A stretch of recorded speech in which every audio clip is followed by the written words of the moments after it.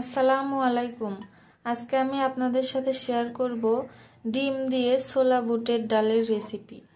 তো আমি এখানে 2টি হাঁসের ডিম নিয়ে নিয়েছি। ডিমগুলোকে এখন আমি সিদ্ধ করতে বসাবো। ডিমগুলো সিদ্ধ করার জন্য এখানে দিয়ে দিচ্ছি পানি।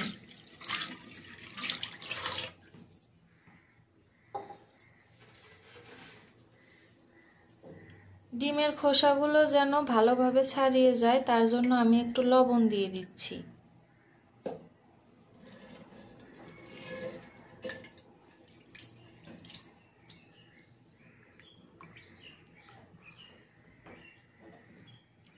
ঢাকনা দিয়ে ঢেকে ডিমগুলোকে সিদ্ধ করে নেব।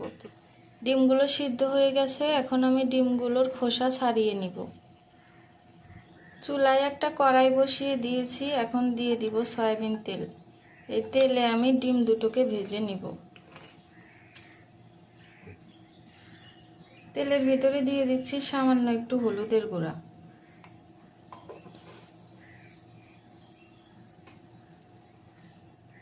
তেলটা গরম হয়ে এসেছে, এখন ডিম দুটো দিয়ে দিব।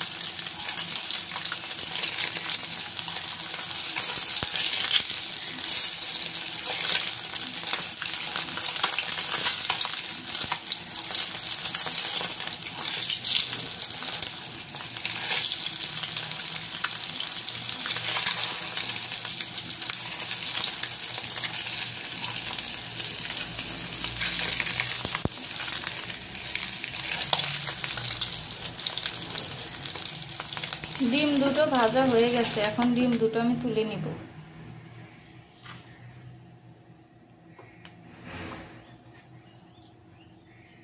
এবার আমি তেলের ভিতরে দিয়ে দিচ্ছি পেঁয়াজ কুচি, কাঁচামরিচ কুচি।